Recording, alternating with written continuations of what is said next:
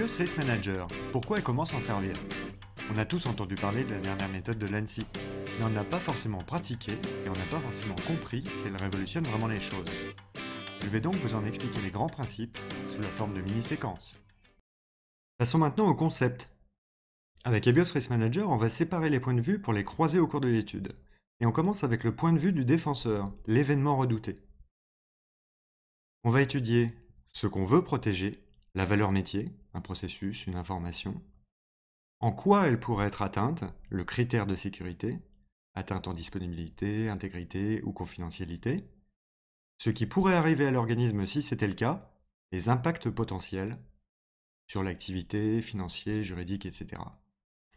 Ceci compose les événements redoutés. Ça nous permettra de prioriser nos efforts sur ce qu'on craint le plus. Et ce sont notamment les impacts potentiels sur l'organisme qui vont nous permettre d'estimer une gravité au risque. Ensuite, on va s'intéresser au point de vue de l'attaquant, le couple source de risque et objectif visé. On va ainsi s'interroger sur ceux qui pourraient nous attaquer et leur motivation, et aussi sur ceux qui voudraient attaquer une autre cible que nous-mêmes, mais qui nous toucheraient car on serait au milieu de leur chemin. Ça nous permettra de prioriser nos efforts sur les attaques les plus réalistes, les plus vraisemblables.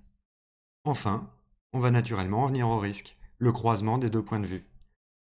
Un risque en matière de cybersécurité n'existe en effet que quand le point de vue de l'attaquant et de ses objectifs rencontre celui du défenseur et de ses événements redoutés. C'est tout l'objet de l'appréciation des risques avec la méthode EBIOS Risk Manager.